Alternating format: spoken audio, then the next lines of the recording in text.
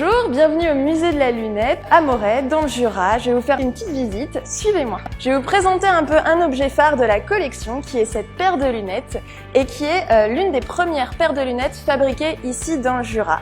On la doit à une personne qui s'appelle Pierre-Hyacinthe Cazot et qui était maître cloutier. À Moret, on va avoir deux types d'ateliers qui vont permettre de fabriquer des paires de lunettes. Et on a un premier type ici avec cette maquette qui est appelée l'atelier urbain. Et il fonctionnait grâce à la bienne qui traverse la ville, grâce à une roue à aubes qui faisait fonctionner les différentes machines avec des poulies et des courroies.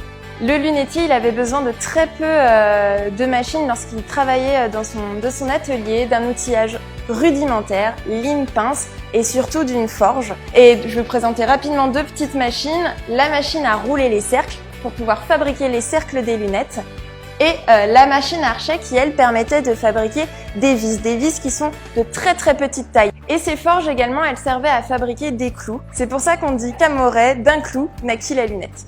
Moret a aussi ses spécialités, et notamment le pince-nez. La spécialité du pince-nez, c'est qu'il n'a pas de branche et qu'il tenait sur le bout du nez et qu'il faisait un peu parler comme ça. Je ne sais pas si ces petites branches vous disent quelque chose, c'est ce qu'on appelle des branches cordées. Et pour pouvoir les fabriquer, il faut une machine spéciale qui est la machine à corder des branches.